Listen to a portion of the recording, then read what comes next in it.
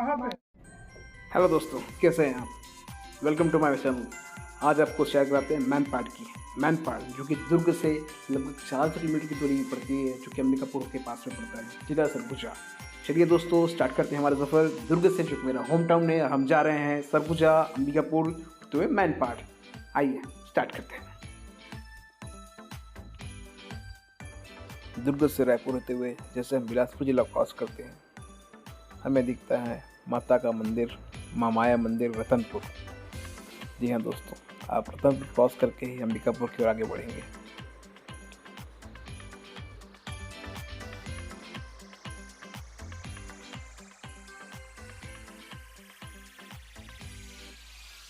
बिलासपुर जिला निकलने के बाद हम पढ़ते हैं कोरबा जिले में।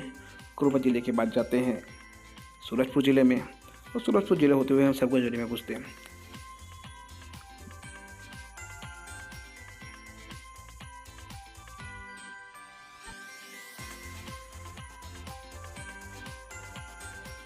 नेशनल हाईवे में बहुत से ज़्यादा टोल प्लाजा क्रॉस करते हुए और मनमोहक वातावरण का मजा लेते हुए हम बाय रोड अपनी कार से पहुंच जाते हैं जिला सरगुजा। 8 घंटे का बाय रोड सफ़र करने के बाद हम पहुंचते हैं उदयपुर, अपने फ्रेंड के यहाँ। हम सरगुजा के उदयपुर क्षेत्र में रुकते हैं रात हमारे मित्र के घर। सुबह माता पिता का आशीर्वाद लेके निकल चलते हैं मैनपाट की ओर। मुख्यालय अंबिकापुर और उदयपुर के 40 किलोमीटर की दूरी पर स्थित है मैनपाट। आइए दोस्तों, मैनपाट का सबसे पहला दर्शनीय स्थल टुनटुनी पत्थर कहलाता है। ये कौतूहल का विषय है हर दार्शनिक के लिए, क्योंकि जब आप इस पत्थर को किसी दूसरे पत्थर से मारेंगे तो अंदर से टुनटुनी की आवाज़ निकलती है। मतलब ऐसा लगता है कि अंदर कुछ है ही नहीं। शायद इसी वजह से इस जगह का नाम या इस पत्थर का नाम टुनटुनी पत्थर रखा गया है।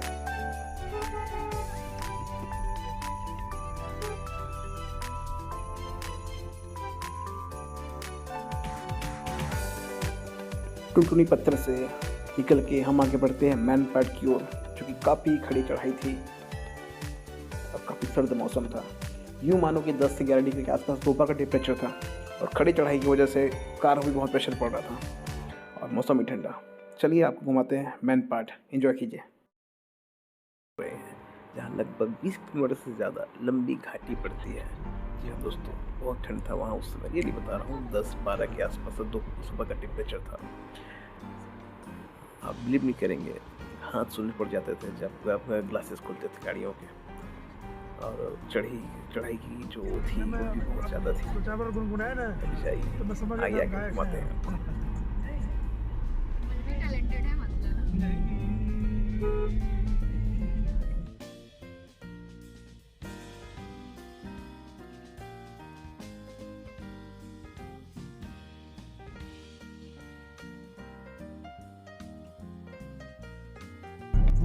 ठंडे मौसम का लुत्फ उठाते हुए हम पहुंचते हैं उल्टा पानी।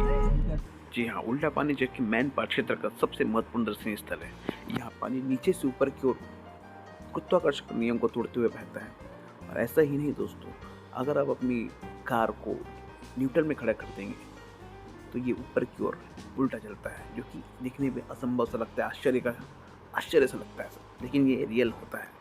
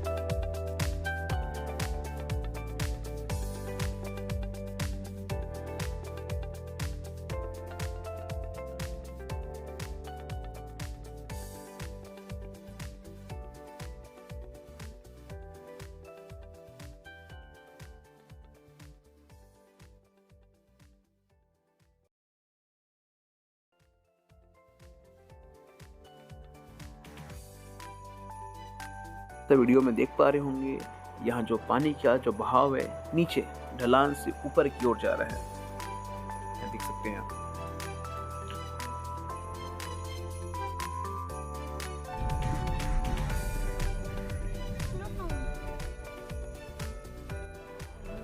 ठंडे मौसम का मजा लेते हुए हम आगे बढ़ते हैं मैन पार्ट के अन्य जगहों पर घूमने के लिए।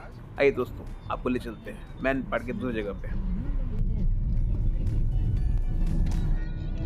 दोस्तों, मौसम का मजा लेते हुए और ठिठुराती हुई ठंड में सुबह के 11-12 बजे भीनी भीनी धूप में हम आगे बढ़ते हैं।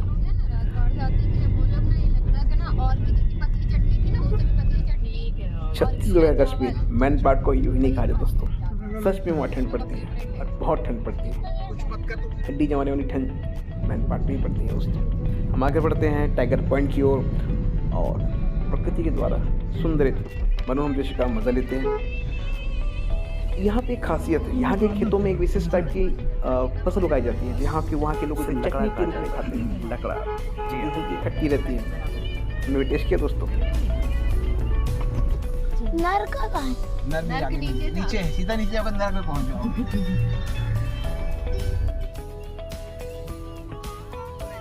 उल्टा पानी के बाद हम बहुत सी घाटी को क्रॉस करते हुए और खड़ी चढ़ाई चढ़ते हुए पहुंच रहे हैं टाइगर पॉइंट, जो कि जलप्रपात है।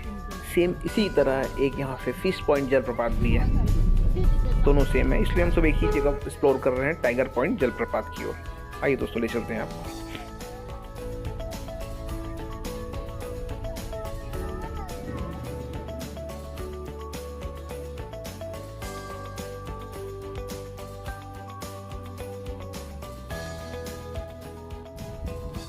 टाइगर पॉइंट जलप्रपात में बच्चों के लिए मनोरंजन के लिए बहुत अच्छी साधन है। आपको वहाँ बैटरी वाली कार्स मिल जाएंगी, बाइक्स मिल जाएंगी और 2 व्हीलर ड्राइव बाइक्स मिल जाती हैं जो कि पेट्रोल से चलता है, जो कि बड़ा ही अच्छा लगता है वहाँ पे। इसके अलावा वहाँ पे बंदरों का आतंक है। अगर आपके हाथों में कोई खाने का सामान है तो 100% चांसेस कि आपको झपटेंगे। हमारे साथ वैसा कुछ हुआ था। Be careful for your next time trip दोस्तों। या टाइगर जलप्रपात, जिसकी ऊंचाई लगभग 40 से 50 फीट है। इसको देखने के लिए आपको नीचे कम से कम 100 सीढ़ियाँ उतरनी पड़ती है। जगह का नाम टाइगर पॉइंट इसलिए पड़ा क्योंकि कभी यहाँ जब टाइगर रिजर्व हुआ करता था तो टाइगर यहाँ पे आके नदी पे पानी पीता था, इसलिए इसका नाम टाइगर पॉइंट रखा गया है।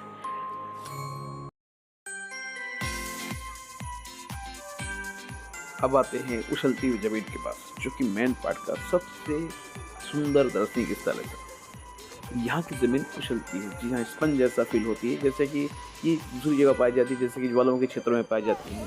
जब कई सालों से घास दब जाती है, मिट्टी की परतें बन जाती हैं, same to same as well as यहाँ फील होता है। आप जब भी उसमें उछलेंगे तो आपको रिवर्स उल्टा करेगा। ये बिल्कुल एक गद्दे की तरह, एक स्पंज की तरह है, इसलिए इसको उछलती हुई जमीन या दलदली क्षेत्र कहा जाता है। यहाँ भी बच्चों के लिए हॉर्स राइडिंग और पेट्रोल बाइक्स में राइडिंग की मनोरंजन जैसी सुविधाएं मिल जाएंगी। मैन पार्क में और दूसरा आकर्षण केंद्र है तिब्बतियों का मंदिर। भगवान बुद्ध की प्रतिमा जो कि बड़ी ही मनोहर लग रही थी, और उनके डिज़ाइन, मंदिरों के भौगोलिक डिज़ाइन जो कि लोगों को अपनी ओर आकर्षित करते हैं, सबसे अलग, सबसे डिफरेंस, इतने सुंदर। जी हाँ दोस्तों, तिब्बत मंदिर भगवान बुद्ध का।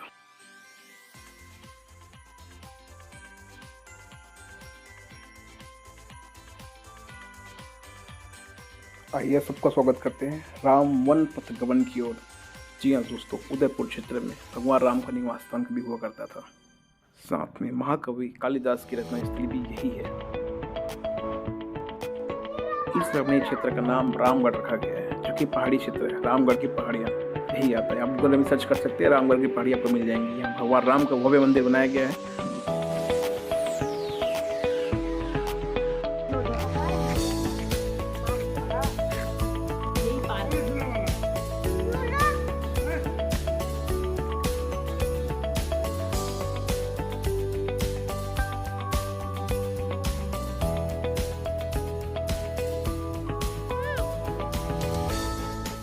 रामगढ़ की पहाड़ियों में हम अभी जहाँ बढ़ रहे हैं, ये रामपथ है, जो कि भगवान राम के निवास स्थान तक की जाता है, जो कि यहाँ सबसे ऊंची पहाड़ी रामगढ़ की ऊंची चोटी पे स्थित है, जिसे सीता बेंगरा का नाम दिया गया है। यहाँ से लगभग 15 किलोमीटर की चढ़ाई है ऊपर की ओर।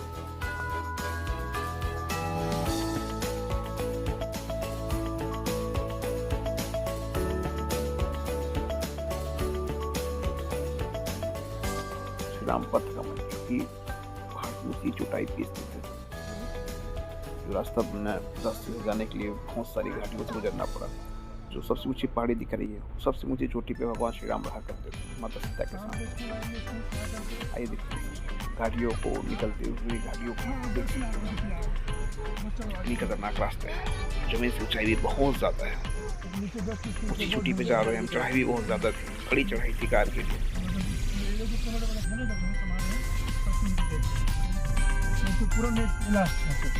लगभग 10 किलोमीटर की कार से यात्रा करने के बाद हम पहुंच चुके हैं पहाड़ की चोटी पर।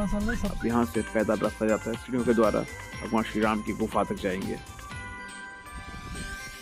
इसी जगह को सीता बेकरा का नाम दिया गया है, जो रामगढ़ पहाड़ी में स्थित है, जो कि बहुत ऊंचाई पे है। सबसे ऊंची चोटी सीता बेंगरा ही है।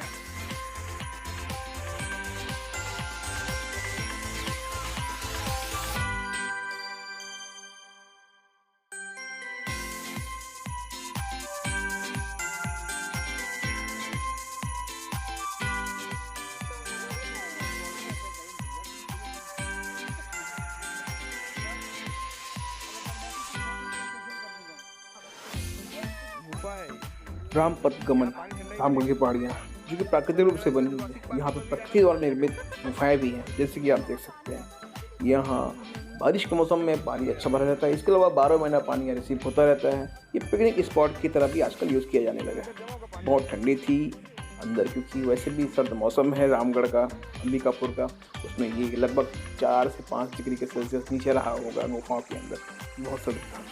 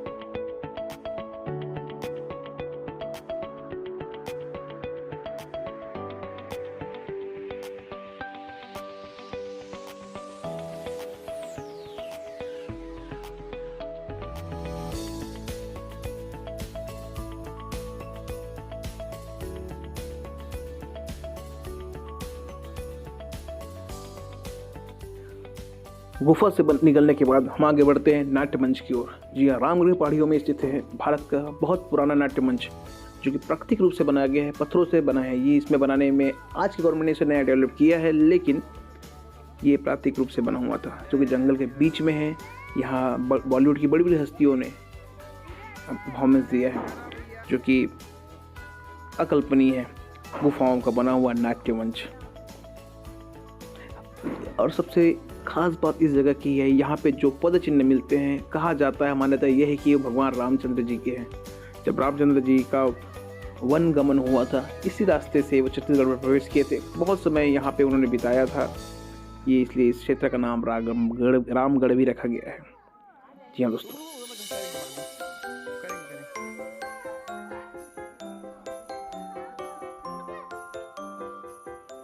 दोस्तों, हमारा वीडियो रहा दुर्ग से मैनपाट तक का। इसमें टोटल हमने वाहन में सफ़र किया है 930 किलोमीटर के लगभग, और बहुत से टोल प्लाजा भी क्रॉस किए हैं। हम बहुत जल्दी नेक्स्ट वीडियो लेके आ रहे हैं कान्हा किसली के ऊपर, दुर्ग से कान्हा किसली का टूर। तो हमारे चैनल को सब्सक्राइब कीजिए और बेल आइकॉन पे क्लिक कीजिए, ताकि नए वीडियोस आपको बहुत जल्दी मिल सके। जय श्री राम दोस्तों।